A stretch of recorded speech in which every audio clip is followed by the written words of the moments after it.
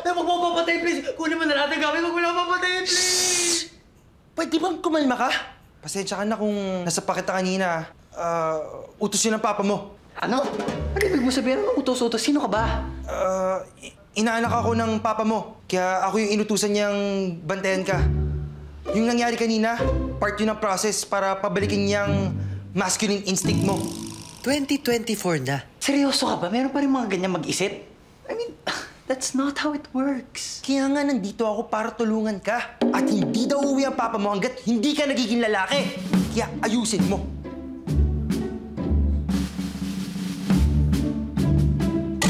So bakit absent ka kanina, Ber?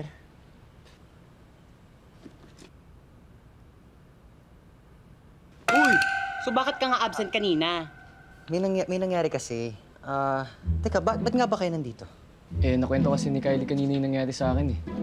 Siyempre, nag-alala ako sa'yo. Ay, kami pala. Tsaka, di pa tapos yung research natin, di ba? Teka.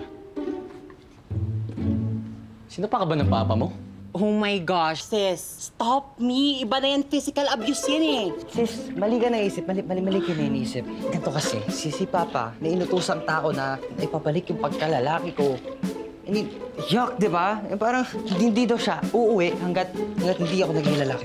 What? Really? Eh, sino naman ba yan? Speaking. Oh my gosh, sis. Parang gusto ko rin magpasapak. Huh?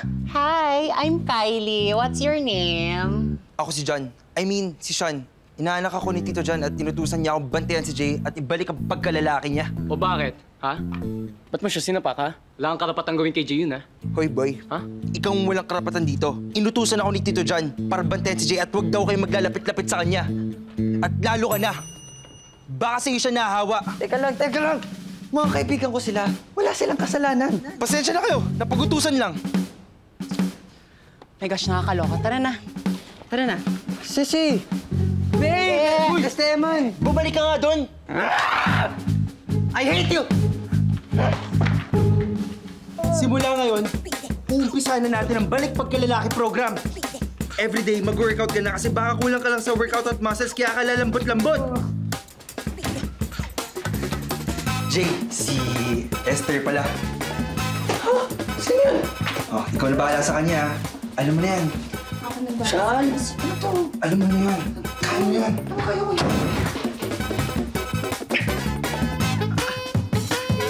Sige, sabi mo pwede ka uminto. Continue. 1, 2, 3. Sige pa, kaya mo yan.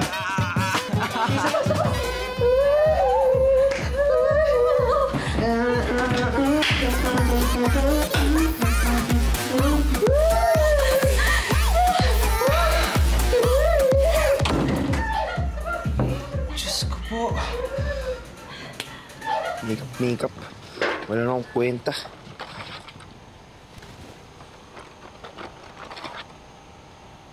Teka. Mga gamit ko to ah! Bakit mo sinusunog mga gamit ko? Hoy! Tama na! Gamit ko to! Huwag mo susunugin!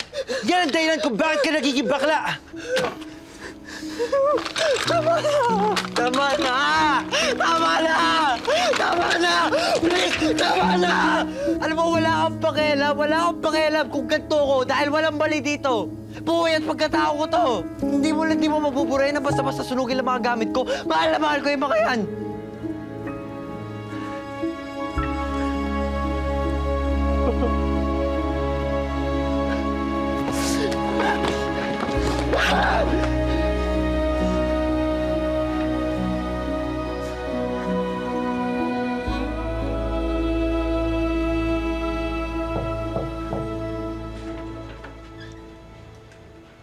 Jay, kain ka muna.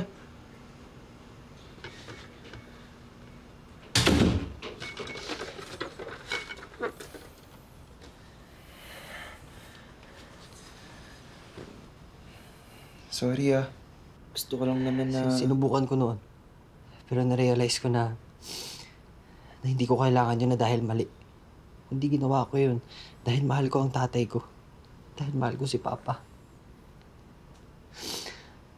Ilang beses ko naman pinigilan eh. Kasi ayaw nga ma-disappoint yung papa ko. Pero wala akong magawa. Ito talaga ako eh. Alam mo, siguro nasaktan lang talaga yung papa mo. Ikaw ba naman, malaman mong bakla yung papas boy mo? Alam ko nasaktan ko si papa. Pero alam mo yung mas masakit? Yung mas naiintindihan pa ako ng ibang tao kaysa sa sarili ko mga magulang. Yun yung pinakamasakit. Mahal ko naman si papa eh. Mahal na mahal ko si papa. Mahal ko ang papa ko.